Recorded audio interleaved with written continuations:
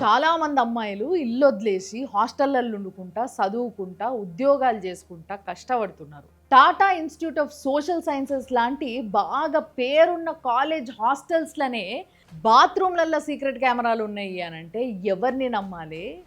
ఎట్లా?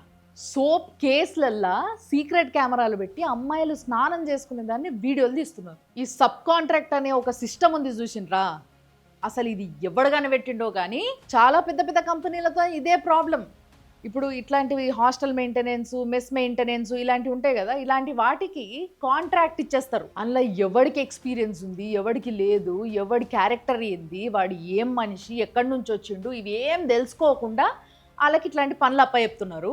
ఆ కొడుకులు ఇట్లా చేస్తున్నారు. అమ్మాయిలకు చెప్తున్నా, ఇంట్లున్నామా బయట ఉన్నామా కాదు, అసలు ఎవరిని నమ్మేటట్లేదు. మీది మీరు చూసుకోండి. ఆఖరికి కన్న తల్లిని కూడా నమ్మేటట్లేదు. చెన్నైలో ఒక కన్న తల్లి తన బిడ్డకు డ్రగ్స్ ఇచ్చి ఈ తల్లి బాయ్ ఫ్రెండ్ తోని చేయించింది. ఇట్లా ఒక 2-3 సార్లు జరిగిన తర్వాత వాళ్ళ అమ్మని ఏంది ఇది అని ప్రశ్నించినందుకు వాళ్ళ అమ్మ బెదిరించిందంట. ఆ పిల్ల పోయి వాళ్ళ గ్రాండ్ పేరెంట్స్ కి చెప్పుకుందంట.